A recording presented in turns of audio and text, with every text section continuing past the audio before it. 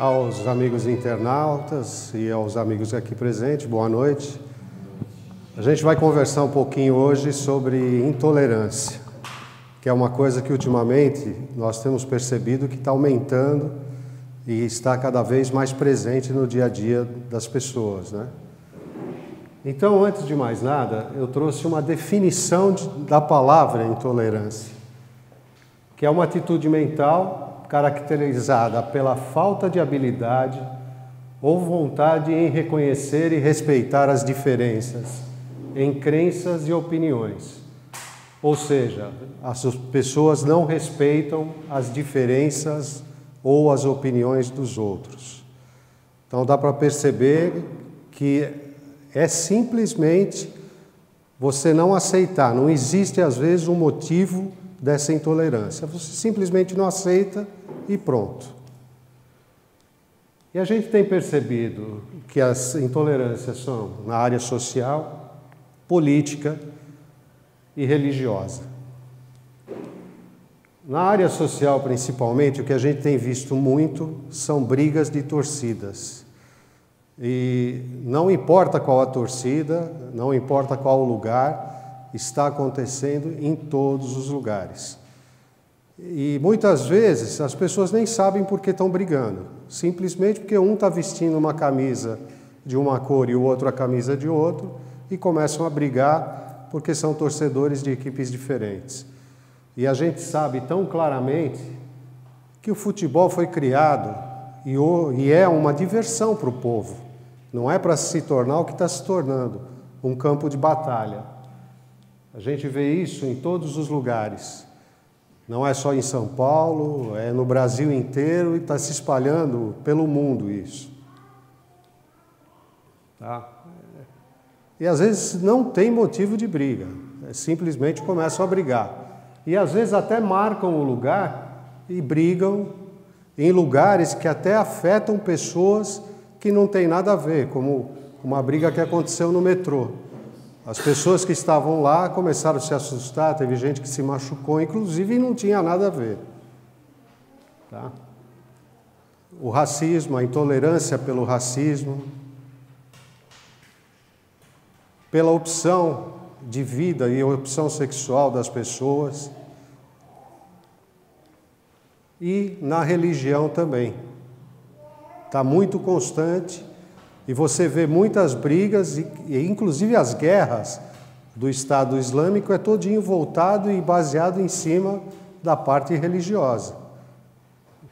E ultimamente a gente tem visto muito grande na parte política, sem alusão a partido nenhum, sem alusão a nada nesse sentido.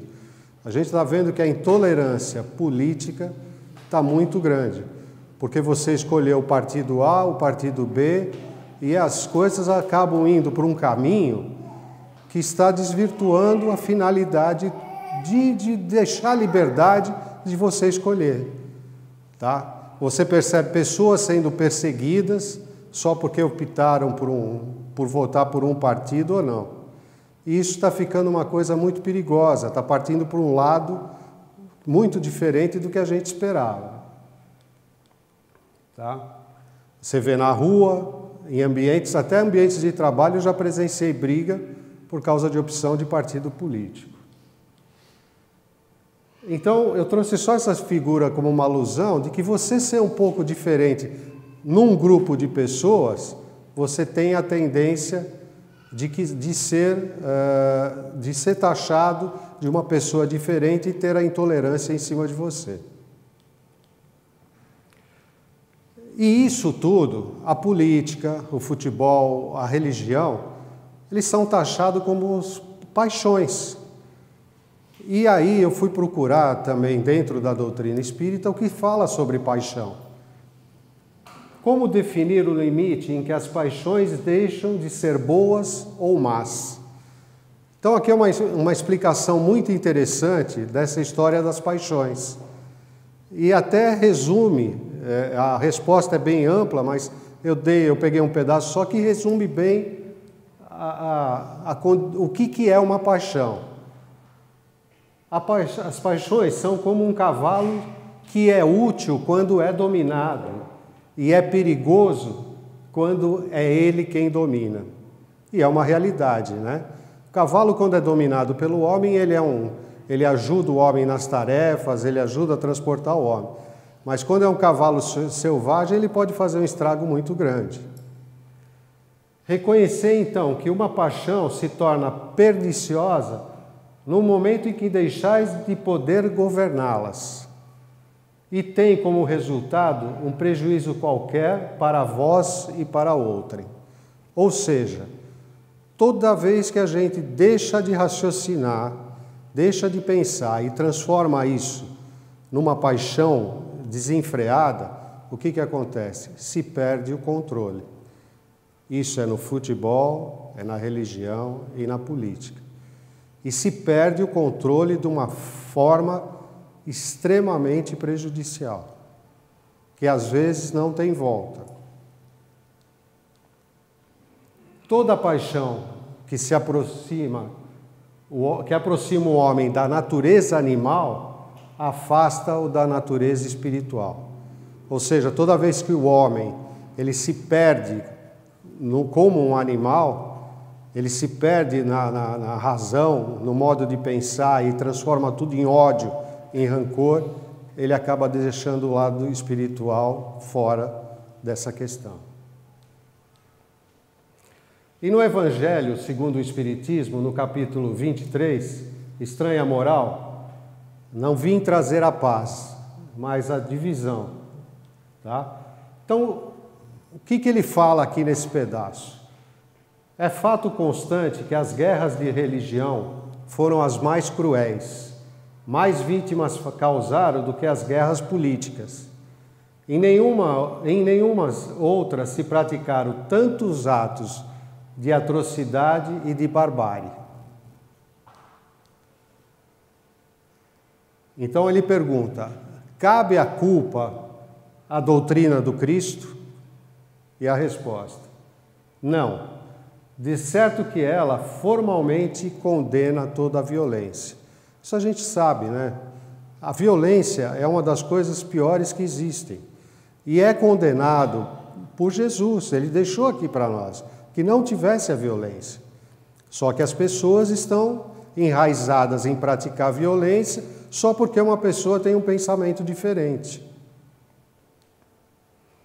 E aqui ainda complementa a resposta.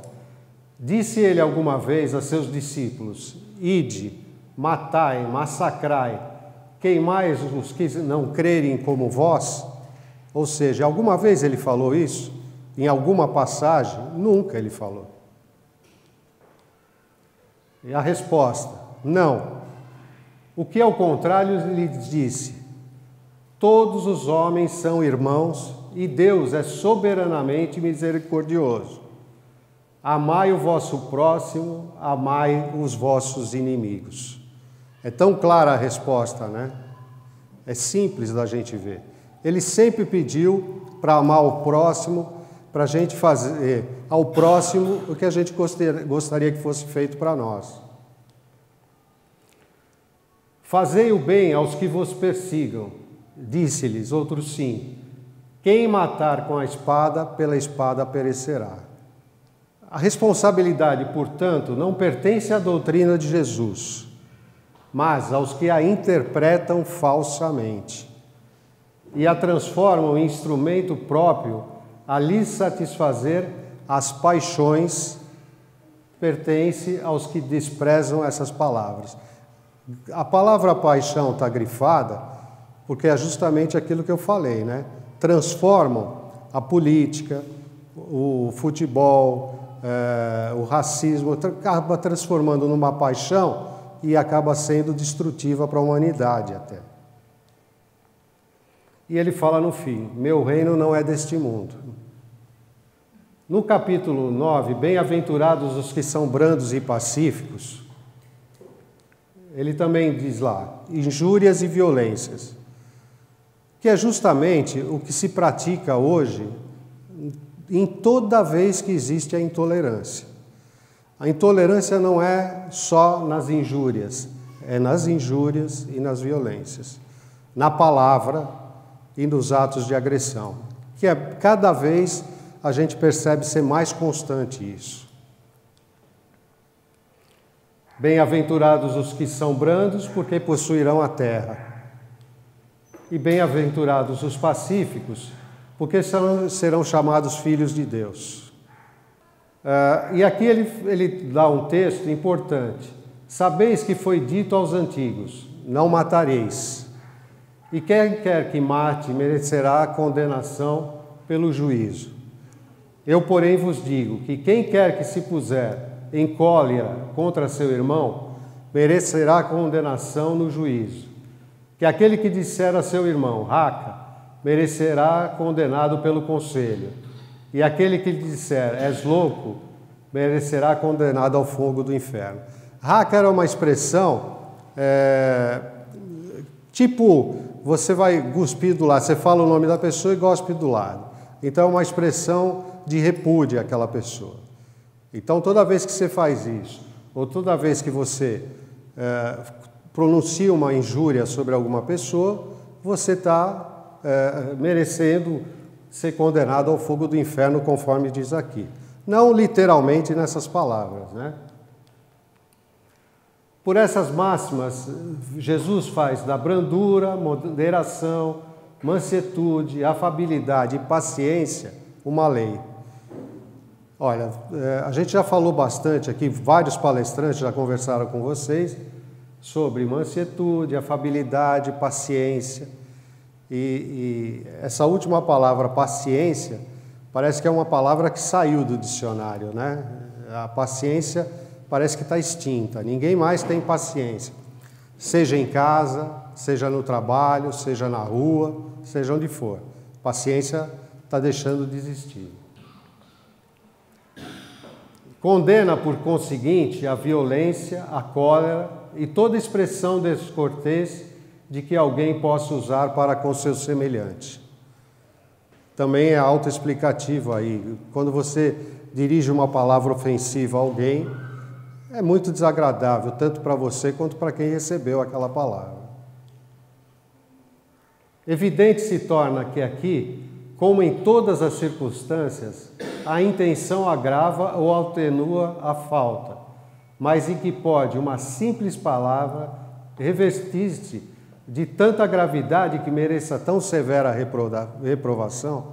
Então aqui ele está falando, principalmente quando você fala alguma coisa contra alguém. É que toda palavra ofensiva exprime sentimento contrário à lei do amor e da caridade, que deve presidir as relações entre os homens e manter entre eles a concórdia e a união. Toda vez que a gente disser uma palavra contra alguém, que a gente se manifestar contrário a alguém, isso tem maneiras, às vezes, de se falar. E toda vez que a gente é ofensivo, a gente está deixando a lei do amor e da caridade de lado. Quando você julga uma pessoa e fala para ela desse seu julgamento de uma forma agressiva, você está deixando a lei do amor e da caridade completamente de lado. E isso é um dos princípios que foi deixado para nós aqui.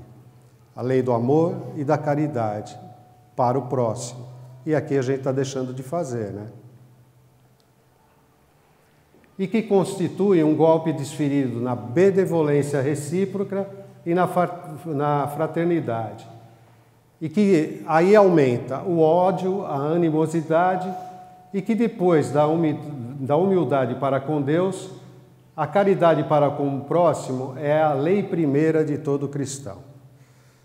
Então seria importante que isso, como ensinamento, a gente trouxesse cada vez mais, principalmente para dentro dos lares. Porque muita gente pode estar falando assim, ele falou de futebol lá, mas eu não frequento futebol, mas eu não vou em lugar nenhum, não vou em campo de futebol.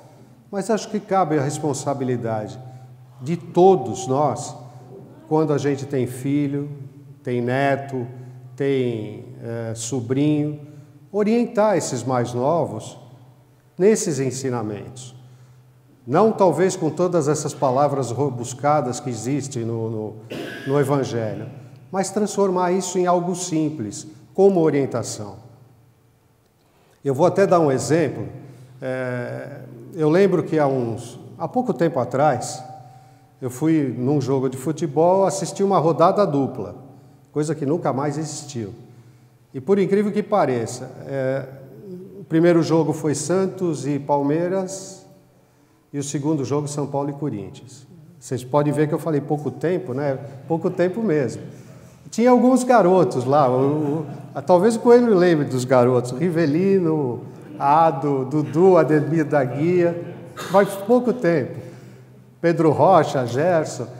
E vocês podem não acreditar, foi um ambiente assim, foi no Morumbi esse jogo, e estavam as 4 torcidas, havia mistura de torcidas, não estava essa guerra toda. Uma coisa muito legal que tinha família assistindo. Era a época também que se cabia 100 mil pessoas no Morumbi. Então você via um ambiente gostoso, era um ambiente de lazer. Hoje você não corre mais o risco de levar um filho seu no estádio, porque você não sabe o que vai acontecer. Você não sabe o que vai acontecer na ida e na volta. Então isso tem que acabar, porque é uma intolerância isso. Qual o problema de alguém torcer para o time A ou para o time B? Você não pode mais ter o direito de escolha? A mesma coisa na religião. Você quer ser de uma religião, você quer ser de outra, a opção é sua. Ninguém precisa condenar isso. E eu até diria mais, eu acho que se a espiritualidade tivesse mais presente nas pessoas, talvez a gente não teria tanto problema como a gente tem hoje. Talvez a gente não tivesse tanta briga, tanto desentendimento, se tivessem mais pessoas na espiritualidade. Eu não estou dizendo só na doutrina espírita, em todas as religiões. Talvez a coisa fosse melhor. E principalmente eu falo isso também com relação ao jovem, porque o jovem tem uma tendência de se afastar, né, da religiosidade, seja ela qual for. Aqui fala, retribuir o mal com o bem. Eu grifei, amai a vossos inimigos, fazei bem aos que vos odeiam e orai pelos que vos perseguem e caluniam, para serem filhos de vosso Pai. É fácil falar isso aqui, mas muita gente vai falar, poxa, mas se eu odeio, se eu tenho rancor, como é que eu vou orar por essa pessoa? Como é que eu vou fazer o bem para essa pessoa? Eu acho que é aí onde você mais tem que orar, é aí onde mais você tem que fazer o bem, é aí onde você tem que estar mais presente. Porque a pessoa vai, mais cedo ou mais tarde, ela vai sentir que você tem uma condição diferente, que você não é inimigo dela. Ao contrário, você é um irmão dela.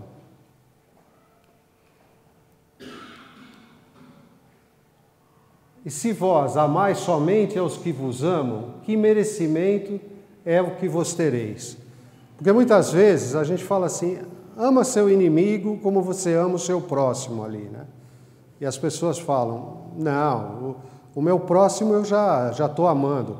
Amo meus filhos, minha mulher, meus pais, mas não existe mérito nenhum, né? O verdadeiro mérito está em amar os inimigos. E aí fala, pois os pecadores também amam os que os amam. E se fizerdes bens ao que vos fazem bem, que merecimento é o que vós tereis? Ou seja, se eu só fizer o bem para aquele que vai me fazer o bem, qual o mérito que eu tenho? Qual a minha evolução espiritual que eu tenho? Nenhuma, né? Porque isso mesmo fazem também os pecadores. E se emprestardes somente àqueles de quem esperais receber, que merecimento é o que vós tereis? Porque também os pecadores emprestam uns aos outros, para que se lhes façam outro tanto. Amai, pois, os vossos inimigos, façam o bem, e emprestai sem nada esperar, e tereis muita avultada recompensa, e sereis filhos do Altíssimo. Ou seja, toda vez que eu fizer o bem para aquele que não está esperando, para aquele que supostamente é meu inimigo, pode ter certeza que o seu mérito, o meu mérito vai ser muito maior. Se o amor do próximo é o princípio da caridade, amar aos inimigos é a sua aplicação sublime, porque essa virtude constitui uma das maiores vitórias conquistadas sobre o egoísmo e orgulho. Ou seja, toda vez que a gente mostrar que a gente está amando sem o menor interesse e sabendo que aquela pessoa te considera inimigo, você está tirando de lado o teu orgulho, o teu egoísmo, e você está crescendo cada vez mais. Às vezes as pessoas podem falar, é fácil você estar aí e estar falando. Não é fácil não, é uma prática que todos nós temos que ter no nosso dia a dia. Começar a pensar de maneira diferente. Porque será que aquela pessoa é meu inimigo? E daqui a pouquinho eu vou entrar numa outra parte, que eu vou fazer um questionamento para vocês, mas daqui a pouquinho. E aqui eu trouxe alguns ensinamentos dentro da doutrina espírita sobre, por exemplo, a vingança. A vingança é um dos últimos resíduos dos costumes bárbaros, que tende a desaparecer dentre os homens. Isso está escrito no Evangelho. Agora a gente percebe o seguinte, toda vez que existe uma guerra de torcida, no dia seguinte tem outra, porque aquele time, aquela torcida que sofreu, vai querer se vingar de uma outra maneira. Por que eu estou falando tanto de torcida? Por que eu estou falando tanto de futebol? E de repente vocês podem falar para mim, tem coisa mais importante. Mas é que isso está muito presente nos últimos dias. Está muito forte nos últimos dias. Estão transformando as ruas, os campos de futebol, numa praça de guerra, numa praça de batalha. E vou fazer uma pergunta dentro disso. A pessoa que está do outro lado, vestindo uma camisa diferente da que eu estou vestindo, ela é meu inimigo? Ela fez alguma coisa para mim? Só que estão transformando em inimigos, cada vez maior. Por isso, a vingança é um índice seguro do atraso dos homens que a ela se entregam e dos espíritos que ainda podem inspirá-la. Ou seja, toda vez que a gente pensar na vingança, a gente está atrasando o nosso modo de pensar, né? A vingança é um sentimento tanto mais funesto quanto a falsidade, a vileza são suas companheiras assíduas. Vocês viram que a vingança é algo muito condenado dentro da doutrina espírita. A mesma coisa com relação ao ódio. Porque muitas vezes a gente percebe assim, eu odeio aquela torcida. Por que você odeia? Porque é diferente do que você pensa? É diferente do que você está vestindo a camisa? Só por isso que você odeia?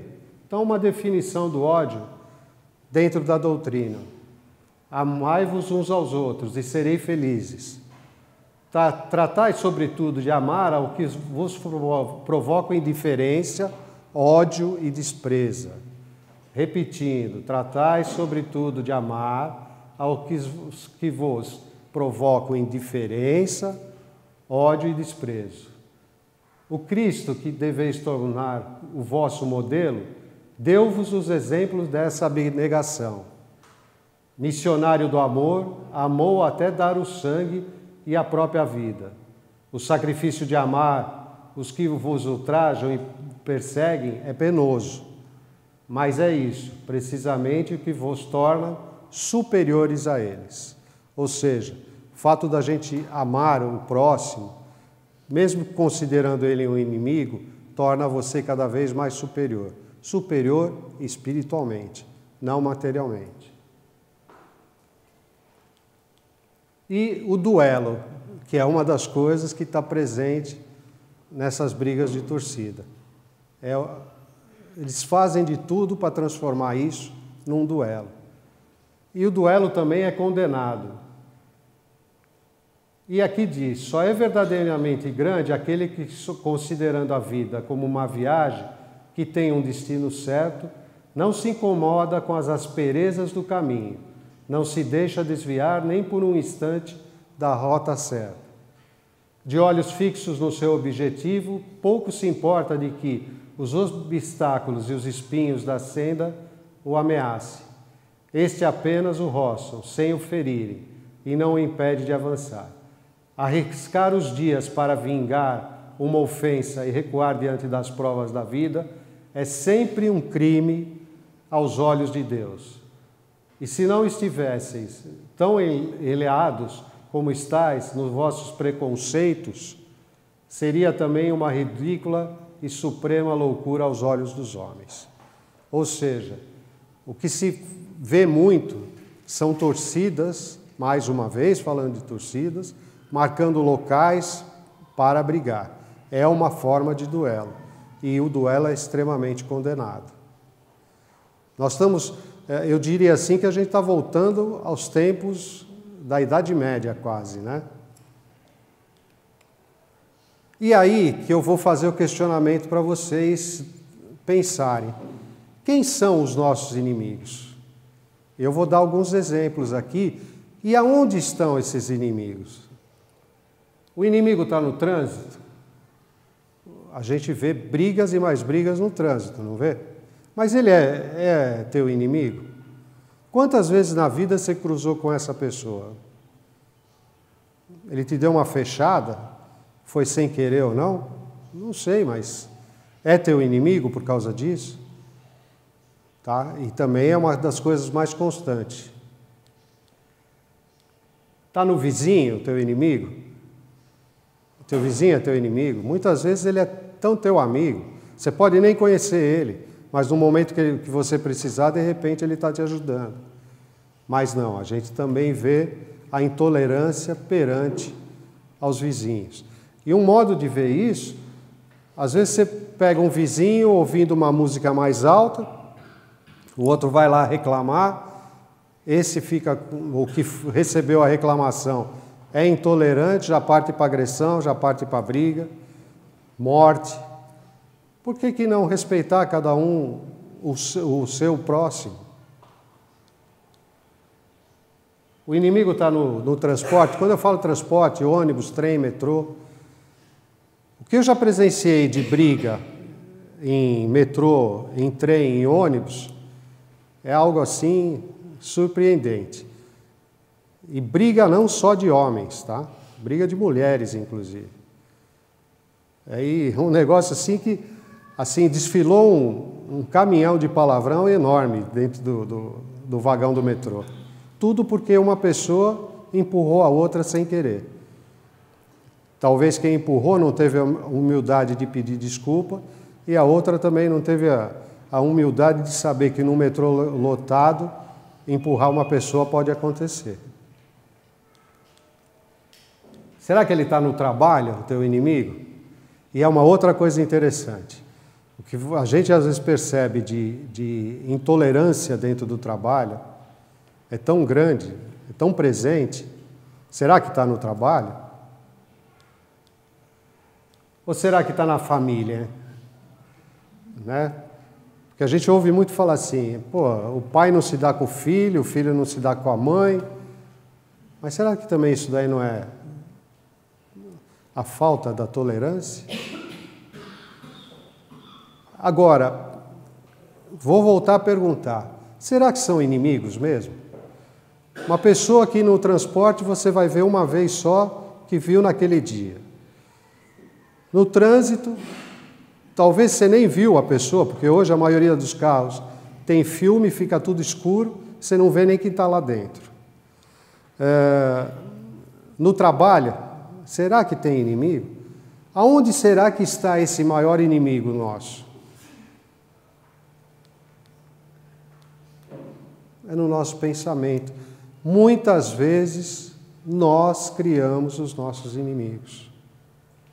Por que eu falo que nós criamos? Porque na rua, no ônibus, no metrô, você não conhece a pessoa. Você nunca cruzou com essa pessoa. No campo, na torcida, no campo de futebol, você nunca esteve presente com essa pessoa. Como é que você vai brigar? Como é que você vai se desentender? Como é que você vai transformar ela num inimigo? Tudo isso por causa da intolerância. Seja ela qual for, social, política ou religiosa. E vou repetir, eu acho muito perigoso, principalmente a parte política hoje, que está indo por um lado que ninguém esperava. Sem falar de partido nenhum. Nós estamos falando da intolerância. Tá? E o pensamento é muito importante, gente. Porque é daí que a gente começa a pensar as coisas negativas, atrair obsessores, que você já deve ter ouvido falar bastante. Já tivemos várias conversas sobre obsessor. Não vou entrar no mérito agora do obsessor. Mas é aí que a gente está, é no pensamento. Porque um time ganhou e o outro perdeu, não é motivo para você ter ódio, não é motivo para você ter raiva de ninguém. Até vou fazer uma brincadeira, se eu for pensar assim, né, Coelho? Ultimamente o meu time só perde, então... Podia trocar, por isso que eu estou reclamando. Não dá para trocar, não. Mas, desculpa a brincadeira, mas é uma coisa real, sabe? E a gente brinca, eu recebo brincadeiras, faço brincadeiras, em nenhum momento penso em enforcar o outro porque fez a brincadeira. Ao contrário, amanhã, sei lá, daqui uns anos começa a ganhar de novo, aí quem sabe muda, né? E aí, por isso que eu falei que é o pensamento, porque eu vou voltar na definição da palavra intolerância. A intolerância é uma atitude mental, caracterizada pela falta de habilidade ou vontade em reconhecer e respeitar as diferenças em crenças e opiniões. Ou seja, as pessoas não respeitam as diferenças ou as opiniões dos outros. E deu para perceber no que eu trouxe aqui hoje, tanto do Evangelho quanto do Livro dos Espíritos, para que a gente olhe a parte da intolerância, para que a gente olhe a parte do inimigo, porque a partir do momento que a gente não tem a tolerância, a gente passa a criar os inimigos. Inimigos esses que muitas vezes a outra pessoa nem sabe que é seu inimigo. Você sabe que é inimigo dele, mas o outro não sabe, porque ele nem sabe o que ele te fez. Só porque ele está usando uma camisa diferente, só porque ele tem uma religião diferente, ele não é teu inimigo. Ao contrário, gente. E agora, um dos exemplos mais importantes que eu vejo, como dizer assim, olha, no momento que eu tiver querendo pôr no meu coração o ódio por alguém, o rancor por alguém, que eu tivesse do meu lado a oração de Francisco de Assis. Porque ela não é só uma oração, é uma forma de fazer cada um de nós refletir antes de cometer um ato errado. E muitas vezes, o ato que a gente comete, seja ele um ato físico, um ato por palavras, não tem volta, tá, gente? Não tem volta mesmo. Às vezes a mágoa de uma palavra é muito mais forte do que a mágoa de um tapa. Não que justifique dar um tapa, ao contrário. Tá? Mas a oração de Francisco diz: Senhor, fazei-me instrumento da vossa paz. Onde houver ódio, que eu leve o amor. Onde houver ofensa, que eu leve o perdão. Onde houver discórdia, que eu leve a união. Onde houver dúvida, que eu leve a fé. Onde houver erro, que eu leve a verdade.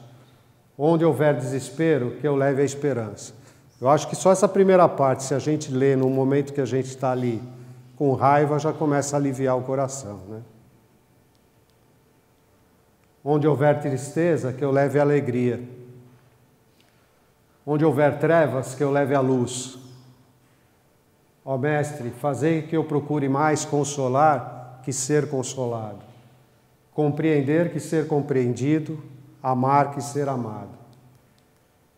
Pois é dando que se recebe, é perdoando que se é perdoado, e é morrendo que se vive para a vida eterna. Então, se a gente pegasse cada frase desse texto de Francisco, a gente veria o quão importante é a gente começar a ver o outro como uma pessoa diferente. Não com ódio, não com rancor e principalmente não como inimigo. Que isso é o mais importante. Ninguém é inimigo. Se você não conhece a pessoa, mesmo que você conheça, que a pessoa te fez alguma coisa, é tão importante nesse momento você ter o perdão no teu coração. É tão importante você saber perdoar. Acreditar que o perdão não vai fazer só bem para ele, mas vai fazer bem principalmente para você. Era isso que eu queria deixar para vocês, mas que, se tiver alguma dúvida do que eu falei, que fosse no Livro dos Espíritos, que fosse no Evangelho, e que consultasse principalmente o coração de cada um. E se questionasse, será que eu realmente tenho inimigos? Eu acho que não. Acho que se a gente consultar o coração lá no fundo, a gente vai ver que a gente não tem inimigos. Obrigado, gente, pela atenção.